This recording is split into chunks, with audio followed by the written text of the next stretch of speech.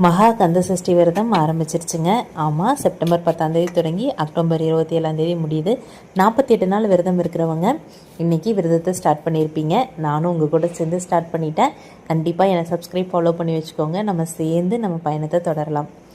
டெய்லியும் 48 நாள் நான் எப்படி சாமி கும்பிட்றேன் அப்படிங்கிற வீடியோவும் நான் போஸ்ட் பண்ணுறேன். இந்த வீடியோவில் நிறை குறை எல்லாமே இருக்குங்க. எதுனாலும் சொல்லுங்கள், நான் மாற்றிக்கிறேன்.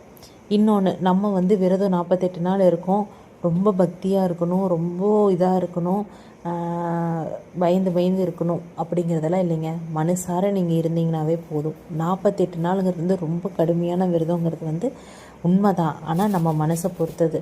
48 நாள் நான்வெஜ் எடுத்துக்க மாட்டேன். ஆனால் நான் சமைக்க மாட்டேனான்னு கேட்டிங்கன்னா கண்டிப்பாக சமைப்பேன் வீட்டில் இருக்கவங்களுக்கு.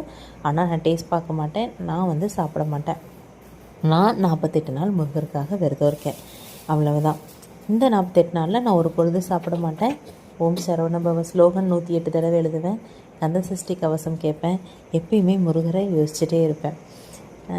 இதுதான் நான் 48 நாள் ஃபாலோ பண்ணக்கூடியது. நீங்கள் எப்படி விரதம் இருப்பீங்க அப்படிங்கிறத எனக்கு கண்டிப்பாக சொல்லுங்கள். நானும் முயற்சி பண்ணுறேன்.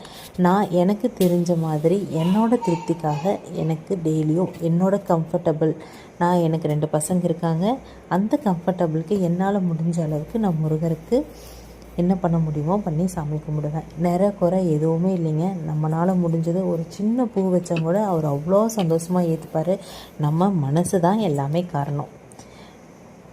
ஓம் சரவணபவ. லாங் வீடியோ போஸ்ட் பண்ணியிருக்கேன், மறக்காமல் செக் பண்ணி